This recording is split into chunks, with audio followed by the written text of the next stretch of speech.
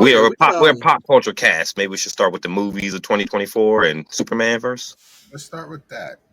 because that could go for 2 hours by itself, right there. Well, just gonna pick one movie, man. Mm-hmm. The best one, and we can talk about it. Sure, it's not gonna go 2 hours.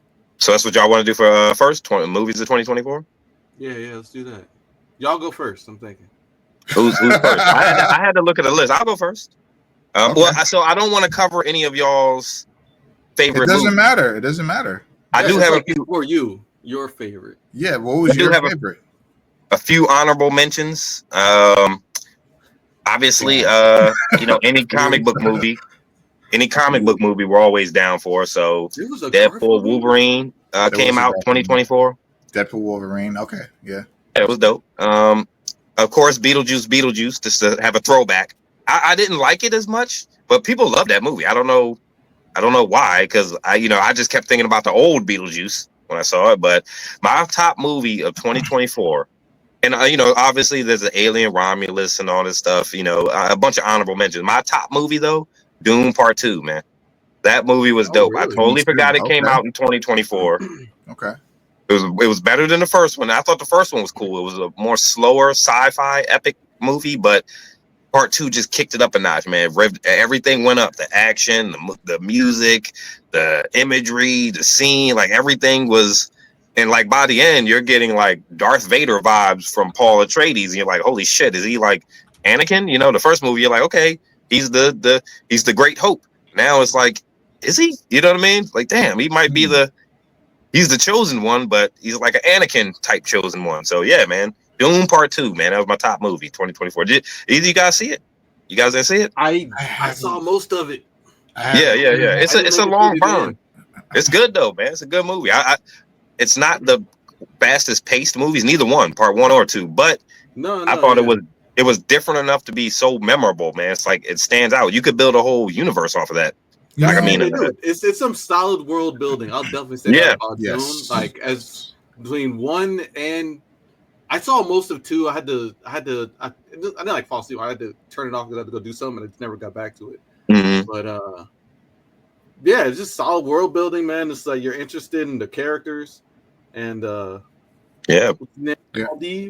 how we got the nickname was cool. I think that director, like pretty much all of his movies are slow builds, right? Yeah. He also directed Blade Runner 2049.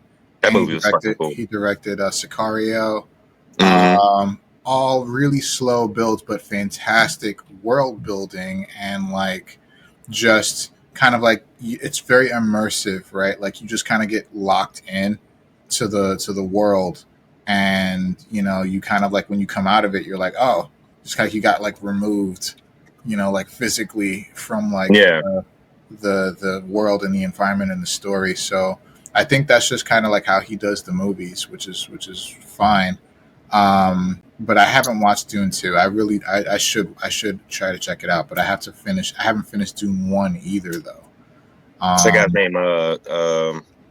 Dennis Villeneuve. Yeah. He's cool though. I like that guy, man. I just recently saw Sicario too. I never saw it before. You never saw Sicario? I saw it a couple months ago. I watched Part 1 and 2 back to back. 2 wasn't. So, I don't think he directed 2. No, he didn't do 2, but I still liked it. I know people said Dune Part 2 wasn't as good, but I still liked it. I thought it was cool. No, I thought it was fine. It's just to me, it wasn't as good as the first. I wasn't. But I thought it was fine. Fine, yeah. But cool. Okay. Mm-hmm. Dune 2. Yeah, so that's mine, man. Dune Part 2, man. Nice. I was the most locked in any movie theater experience. Now, it comes with an asterisk because it's 2024 and the pickings are kind of slim as far as like cinematic blockbuster hit movies. That just stand out. That's true. But yeah, Dune Part 2, man, it's awesome. All right. If you're still picking, come on, I can go next. Yeah. Well, you know. Good. Let me say 2 things. I want to say my favorite thing I watched was a show of 2024. All right, what's that? Scavenger's Reign. Scavenger's Reign?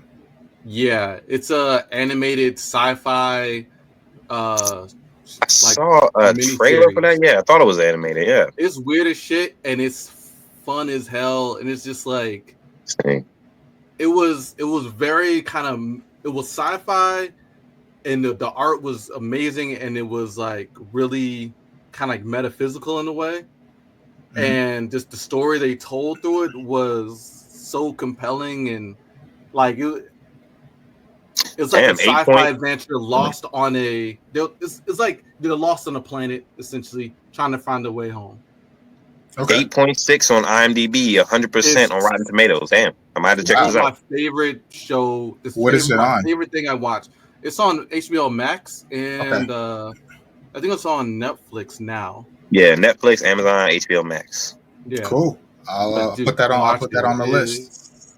And you know, this is why I like these best ofs, because like some things that we might not have watched that other people are talking about, like you go check it out. Yeah, you know, more viewing material. All right, but my movie, I guess would say would be just Godzilla. Godzilla. Oh yeah, -1. Like that was Godzilla Kong. You mean Kong? Because -1 was 2023. Didn't make the cut. It was. But it was 2023. It was like right at the end. Yeah, you're right. Yep. You're right. Yeah. But otherwise, it would be that one. But for 2024, that's like I love Alien Romulus. That was actually really great, except for the fucking end. The end. I was going to mention that in the honorable mention, but I didn't want to mess you guys up with your favorite movies. You know, so I didn't. My favorite, I guess, for the year, because I didn't see a whole lot. I actually still haven't seen Wolverine, Deadpool, but I would say from the things I saw, Godzilla, New Empire, Godzilla Kong, New Empire. That was fun and crazy. I like the first one better. I thought the first one was a little more, just because when Mecha Godzilla came out, it was just like holy shit. It was almost like Superman fighting Zod. It was like part 2 to the end battle. You know, so it was like damn, yeah, just kicked it up. Godzilla Kong was cool. I do feel like they did beat they beat Scar King. Yeah. They beat his ass a little bit too fast at the end of that. This motherfucker's out there doing ninjutsu and shit. I'm like, bro, how do you know all these moves, man? How are you this well trained, Scar King? You know what I mean? Yo, using a whip. Like, yeah, I'm like, what the hell? Some high level tool usage. Yeah, I'm like, I get it. He's a primate, but like I really appreciate it, and this is not like a one up or of any kind or whatever. Like, Godzilla Kong was fine, but like I really liked Godzilla King of the Monsters. Mm-hmm. I really think that one was like, to me, is like Godzilla -1 is the best for me, like in the recent years, and then Godzilla King of the Monsters is like right beneath that, because Godzilla King of the Monsters, like, it was just a fun, crazy Godzilla movie, just full of action, and you got to see all the fucking classic monsters, all of them, right? Rodan, Ghidorah, Mothra. And Mothra was my queen, Mothra. Mothra, yes, the way they portrayed her in King of the Monsters was beautiful. Just the huge wings. But the way they brought her back too was like, in the new one was actually amazing. No, that was cool. Mothra. I'm a huge Mothra fan. Put Mothra in a movie, and I'm like, this just elevated the movie like 3 points for me. So like. King of the Monsters was more of like your classic Godzilla movie. I would say like Godzilla vs. Kong and even Godzilla X Kong was just like, it was just fight porn. You know what I mean? Like it was like a wrestling match with two kaijus. Yeah, all that's because that's why people like Godzilla vs. Kong, because that's what we wanted. We wanted to see exactly what they gave us on the screen, like two monsters going against each other. Almost lost me. The very first one. The very first one, 98, 2000 or 98. Yeah, that one. The one with Cranston. Yeah. It's one in 2000. No, it was like 98, I think. Yeah. What was that guy's name? He played in the Cable Guy. What the hell was that actor's name?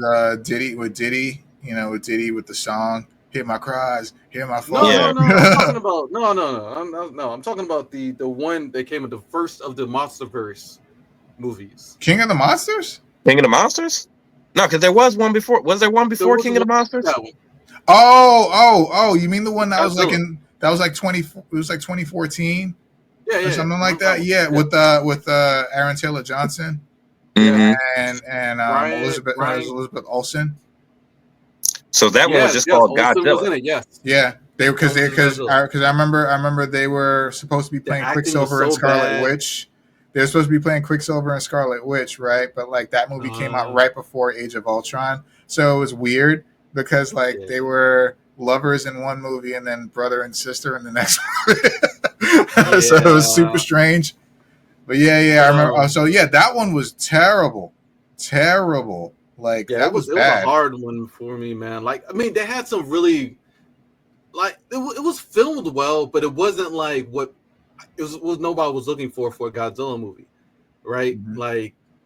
Like for most of the movie, it was just little shadows of Godzilla, you know. And then we're following this like non-acting ass dude, you know, around the fucking world, making no sense of how the fuck he's getting around. Like really, like why are you not dead with everybody else? But you know, it's fine. But and then you know, King of the Monsters. Woo. Yeah, Godzilla King of the Monsters. Godzilla King of the Monsters had a 6 out of 10 on IMDb and a 42% on Rotten Tomatoes. This is why people don't like Rotten Tomatoes sometimes, because they give movies like King of the Monsters this low score, and everybody loved that movie. I don't fuck with Rotten Tomatoes because Rotten Tomatoes. Yeah, it's like what are you talking about? It's an aggregate score, right? Like 42%. It's got too many different opinions from too many different people, and it's an aggregate score of all of them thinking that it makes any kind of sense. So I don't really fuck with Rotten Tomatoes like that. I hear a Rotten Tomatoes score I only fuck with a Rotten Tomatoes score if it's like super high or super low. Because if it's super high, I'm like, well, shit, this must mean that a lot of people liked it. But if it's super low, it's like, well, shit, I want to see exactly why this is so bad. You know? You know, because like you're right. Like Tyler Perry shows coming out with 0% on Rotten Tomatoes, and it's like, yo. You know,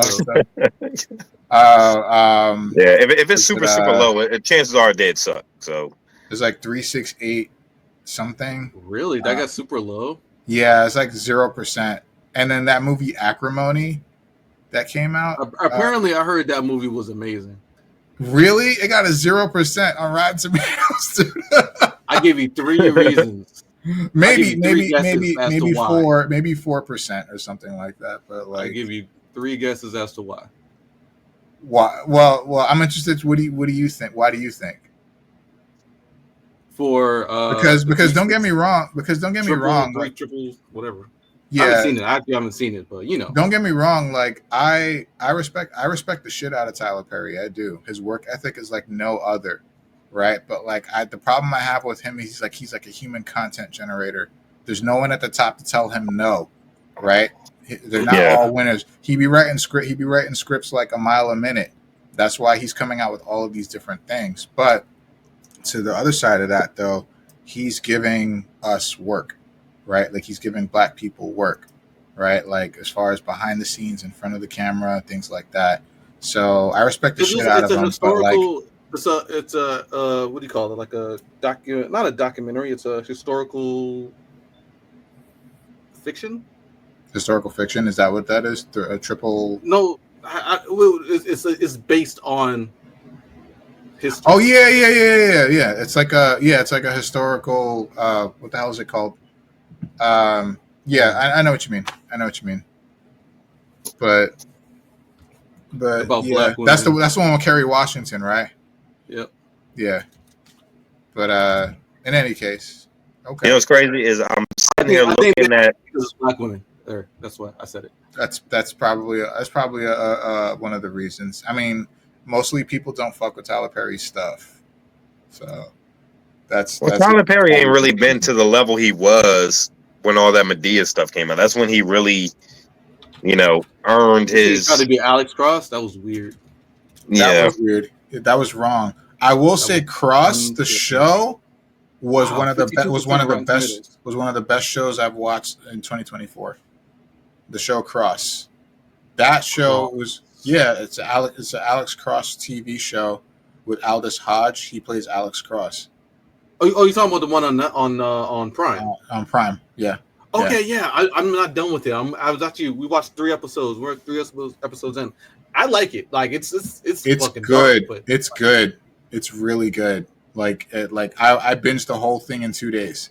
Really? Okay. Yeah, Okay. yeah. Yeah, It's finished it. really, really good. And thankfully, they actually shot season 1 and season 2 back to back. So we're getting season 2 like maybe the end of this year. So another thing great in 2024. Speaking of season 1, season 2 being shot together in Prime, is damn it, I already forgot the name of it. Fallout show. Fallout was good. It was great. Fallout's really good. Really good.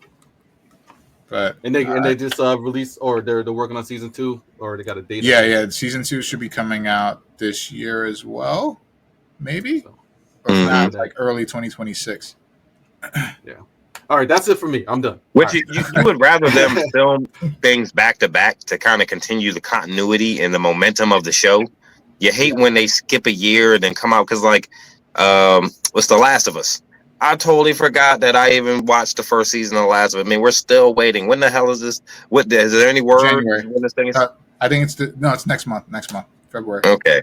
Like, I mean, because it's been forever, man. But I hate that now. You know, like you got to wait so long for the next season. It just takes the build up away from it.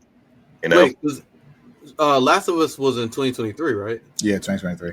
Thought it was in the last year. Like, I can do like a year. Like, if you give it to me, like 12 months, that's fair to me. I feel like, but like there'd be some shows like 3 years. Mm-hmm. Well, speaking of which, I don't know if you guys watch Severance. That's a really good show on Apple TV. But Severance season 1 was 3 years ago. They just released season 2 today, as we on the 17th as we're talking. So it's been 3 whole years since Severance came out. Invigorate people's interest again. Severance is an extremely popular show, so people have been doing rewatches upon rewatches of that show. Mm-hmm. So the fan base and beyond have seen each season 1 at least twice. So they're going to have the obligatory recap in the beginning of it anyway. Mm-hmm. Anyway, all right, I'll go now. So this is kind of tough for me, but honorable mentions, and they're super strong honorable mentions. Either one of these could be the best movie of the year. But I'm gonna first talk about The Wild Robot. The Wild Robot was a fucking animation achievement. The movie was phenomenal. It was one of the best animated movies I've seen in a very long time. I think it's gonna win all the fucking awards that it can. Because The Wild Robot is just a phenomenal movie, and it hits harder because it's about parenthood. It's about like, you know, phases of parenthood and learning how to kind of grow into like the roles that you adopt as you get older as a parent. And, you know, as your kids get older, you have to kind of like accept the certain things that they change themselves to be. And then it's about letting them go. And it's just, man, like it hits you, especially if you're a parent. So I highly recommend The Wild Robot. Just a fucking phenomenal film. The second movie is Sonic 3. Sonic 3 was fucking awesome. Really? I fucking loved it. Oh my God. I saw it like, I've seen it. I only saw it twice, but, fuck. Really? Okay.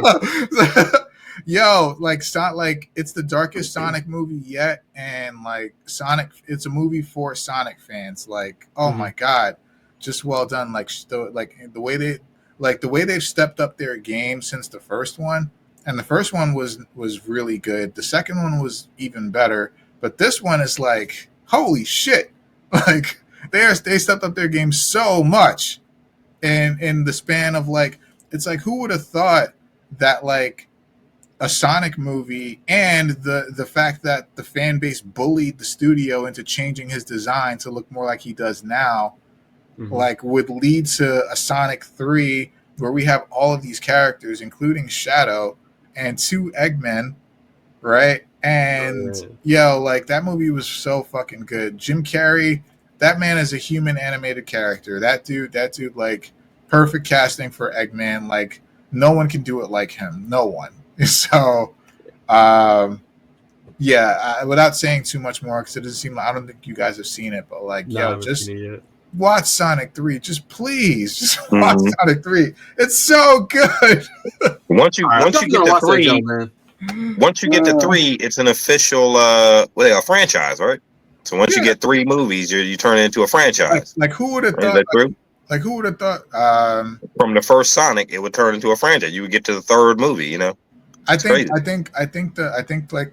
they have it a franchise as of the 2nd one, because like the first one has to work first, and then if it does, then they're like, oh, green lighting, we're gonna make more.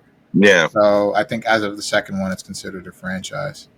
I saw 1 and 2, but you know my son is older now. Like I said, man, he said happy birthday to my little man. Turns 13 tomorrow. But you know, now he could give a damn about Sonic. Like, you want to go see Sonic? Bro, you know, no. Get ready for this, guys. When your kids turn like that preteen, everything is like 1-word answers, man. Hey, man, you okay? Yeah, I was cool. Good. I mean, do you want to elaborate? I mean, what did you do? You know, it's fine. Yeah, but that's how it is. But I know I got a 14-year-old. Yeah. It was all right. But Sonic 3 was great. But honestly, I think my favorite movie of the year was Wicked. Really? Yes. I heard Wicked was good, man. I did hear it was good. Wicked was amazing to me. And they're already doing part 2. Oh yeah. I mean, the play is like super long, and I didn't think there was any way they could fit the entire play into one movie. Like, that was not going to happen.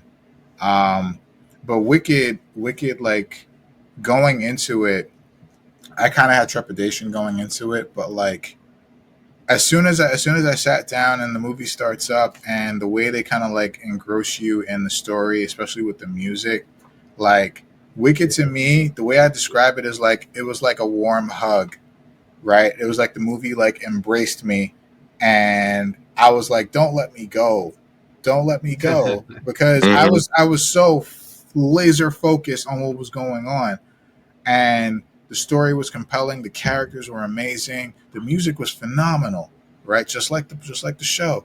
That's why the show is so goddamn popular. But like, everything was phenomenal. Like, the casting was great. Like, Ariana Grande was so fucking good as Glinda. Like, I'm just like, I don't really care for her, but like, this is the first time I've seen her in anything at length, and I'm like, I understand, why she is so good at this role.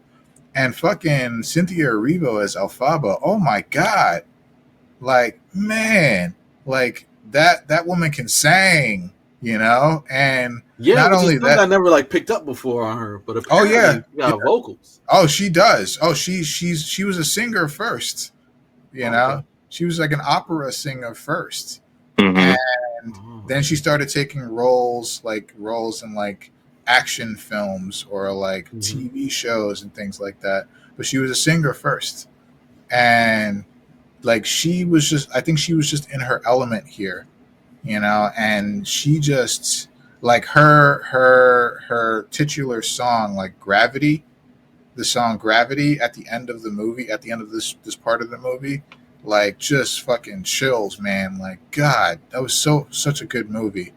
Like a movie, like the Wild Robot almost made me feel like Wicked did, but like, Wicked was, like I said, it's like a warm hug, and it's like, don't let me go from this hug. No, I don't want to go anywhere. Like, in fact, it was the type of movie, like, you know how there's a movie that's so good, once you watch it, you want to watch it again immediately. Oh yeah, even though it was like 3 hours and 10 minutes long, I'm like, let's go. Let's run it. Yeah, I can't wait to see that again. Let's run it back. Let's run it back. Let's do it again. I'll go to the bathroom. Let's run it back. Like, I haven't seen Wicked, but I will say, like, just from an aesthetic point, it was a little jarring when I first saw the trailer that the actress is black, but she has the green paint on. It kind of was a little hard to get into the mindset of it, I guess, because you could tell she was a black woman underneath of there. It just looked like a black woman with green paint on, you know what I mean? So, but I never thought they would be able to make a sympathetic story about the Wicked Witch. I'm like, yo, fuck this bitch. You know, we've been trained to think, fuck this bitch. You know what I'm saying? But you see but that's what makes it such a You ever seen compelling Maleficent? story. Right. Yeah. But that's what makes it such a compelling story, right? Because all we've ever gotten is the side of Glinda the Good Witch and Dorothy and her friends and the wizard.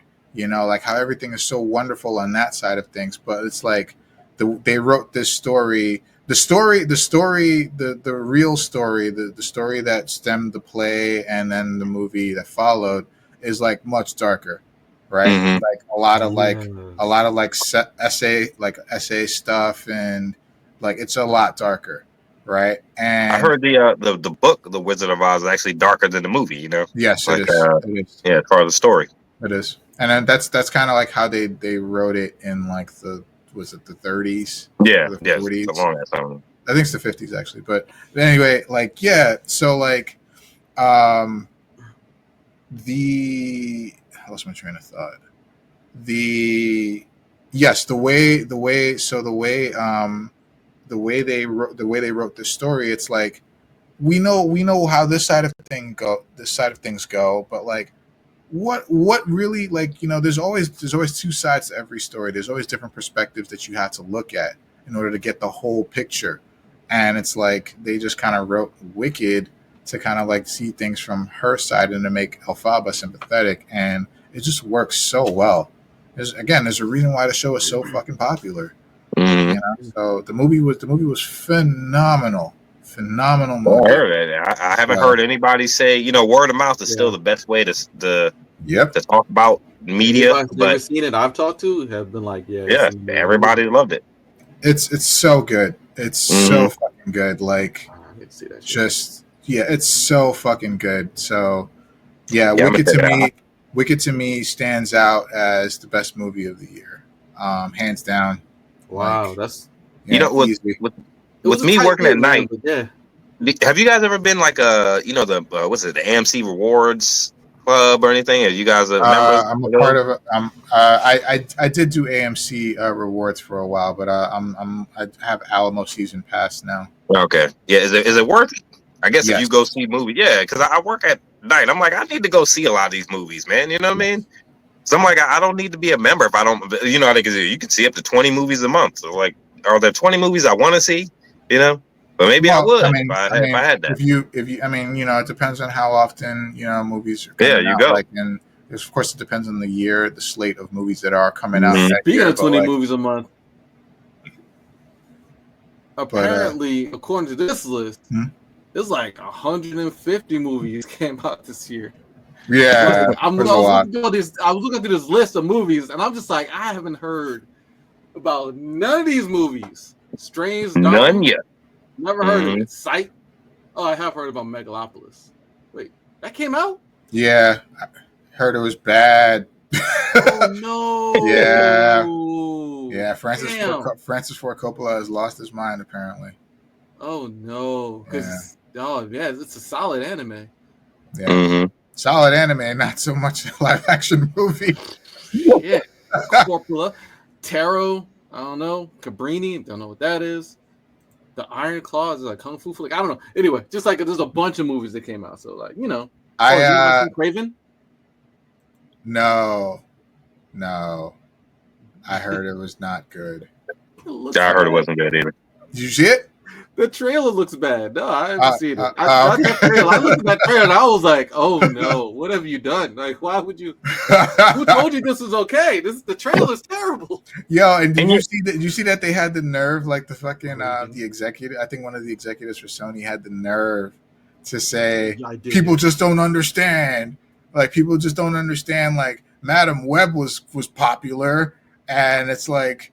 Madam Web was popular after the fact, Morbius. Morbius was popular after the fact, and people don't understand like movies nowadays. And I'm like, wow. These people have to understand that we don't need these side B character Spider-Man villain movies without Spider-Man. You know what I mean? Like the main draw to these movies is their association with Spider-Man. I don't think so though. I think you can tell a compelling story with a villain. I don't think anybody would have cared about an individual Craven movie if it had nothing to do with Spider-Man. You know what I mean? You know why Craven was on people's minds? Because he was in Spider-Man 2. Well, you know, the video game. I agree to a degree with what you're saying, but I also I think I agree more with what Kaiman was saying, because you can make anything, any B-list character, any story or any property good as long as you have a compelling narrative, right? They could, like, so for Craven, for example, they could have easily, because Craven is a tragic character, right? Like, he was obsessed with hunting down Spider-Man, and I know Spider-Man is mentioned, but like, I hate to say it, I don't mean to cut you off, but the wide and general audience doesn't know much about Craven outside of him being associated with Spider-Man. And this was their chance. In general, they don't care. This was their chance to tell everyone about Craven. They could have easily made him a sympathetic character, shown how tragic of a character he would eventually become, without ever having to include Spider-Man in the whole thing. You know, like I watched Madam Web, I think it's the same thing with Morbius and Madam Web. It's like people don't know who these people are. You know, in general, unless you know of the character. We don't know, and to a degree that counts. New character is. Yeah, I think it's actually better if they don't know who it is. I think it's better when you have an opportunity to introduce a new character. I think it's better. I think it's better when you have a clean slate. But you got to be able to tell that compelling story, because, like, that might work, but you have to be able to also attract audiences to a certain character, and the way you do that is associating him with a well-known character. You know what I mean? Remember after the first Iron Man, was it the Hulk movie came out, and then you saw Tony Stark at the end of Hulk, and then you're like, oh, this crossover thing is happening. So now you got the audience from the Hulk invested in the Iron Man, and vice versa. So at the end of Venom, was it part 2? Remember he licked the screen, and Spider-Man had did the blip thing at Cap End and all that, and he licked the screen because Spider-Man was on there. That's your excitement for the movie. For me personally, it went up at that point. It's like, holy shit! So are they going to do some kind of crossover with Venom and Spider-Man? But Madam Web, nobody knows about Madam Web. I agree with you guys. I think that's a good way to introduce them, but to the wider audience in general, you know what I mean? It was a failed project from the beginning. I think work like that with Aquaman.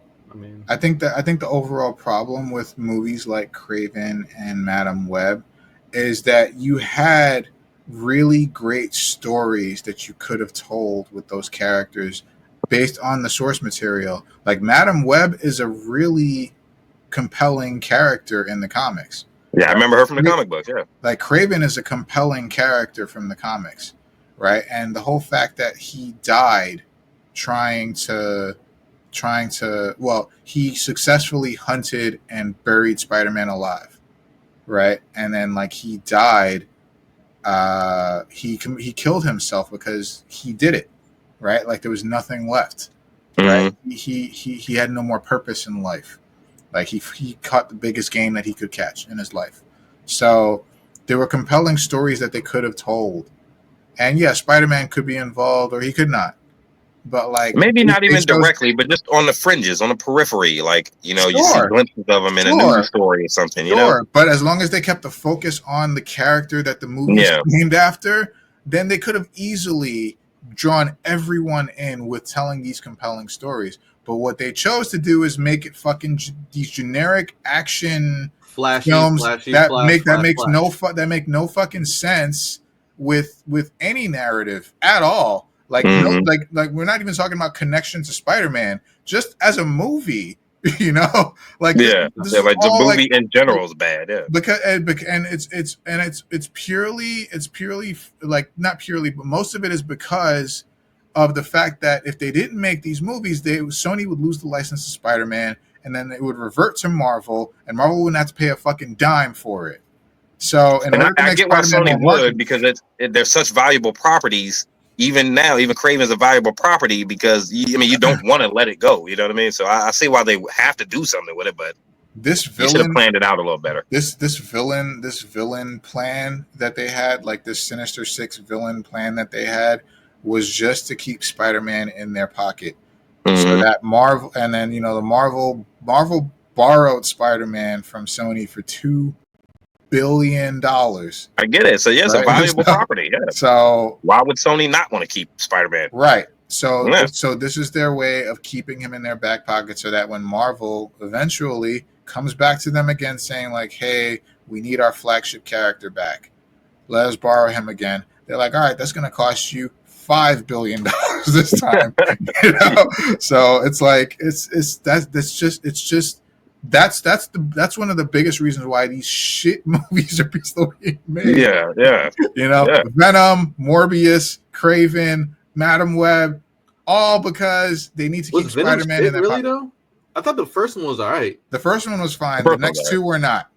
Really? The second one was all right. The first one was fine. The next two were not. Like I didn't get excited in the second one until I saw him lick the screen at the end with the whole blip thing. You know what I mean? That was kind of cool. And was Venom at the end of? I'm struggling to think. I'm struggling to think which Venom was worse, 2 or 3. Like Jesus. Yeah, they were good. Yeah, I mean, even the first one was kind of subpar. It was I didn't leave the movie super excited. I did see Madam Web. Y'all saw Madam Web? Yeah, I hate watch Madam Web. Yeah, me too. Just you hate watched it, yeah, I hate watched it. It was weird, man. That's the worst. Again, like it goes down to it. You can kind of see the potential of where they could have gone. Exactly, you absolutely can. But they just went on a they tear it down. Like you didn't have to do that. You didn't have to mess with the like fucking Ezekiel, like making the Spider Terminator, and then like having like Spider Woman and other Spider Woman and this other Spider Woman, and then I actually Madam Web. I didn't like the fucking Web people, and I didn't like the Ezekiel guy, and it all felt very like pointless. Yes. Yes. It was like none of this had to happen. It did not have to happen. They could have easily, like, they should have told a real origin story about Madam Web and about or they could even have an Ezekiel movie, a movie about him and about how he became a Spider-Man, because that in the comics is also very compelling. It also begs some questions. It's like they just tear it down and make these generic action films that fill 90 minutes because they need to keep the $1 billion property in their pocket, so that when Marvel comes to call in, that they can sell that to the highest bidder, which is Marvel.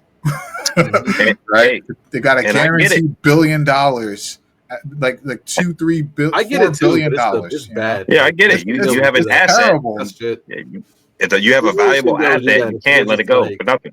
Cash cow, almost literally, right? Like cash. Hey, and you guys realize, like, this is the fucking problem with media. Like, I mean, not media, but this is the problem with the movies. Like, it's fucking coming at movies with this fucking mentality that's just making all of these movies that come out not really hold any weight. Same thing we were talking about earlier with comparing to Korean movies. I was like, they're nerfing the movies. They nerf all of the America nerfs the shit out of our movies for the dollar.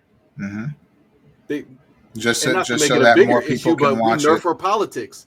Our government's nerfed for the dollar. Everything's nerfed. Everything's fucking shit for the money. I agree. I agree. Anyway, sorry to make that a bigger issue, but it's aggravating as fuck to see it like very clearly.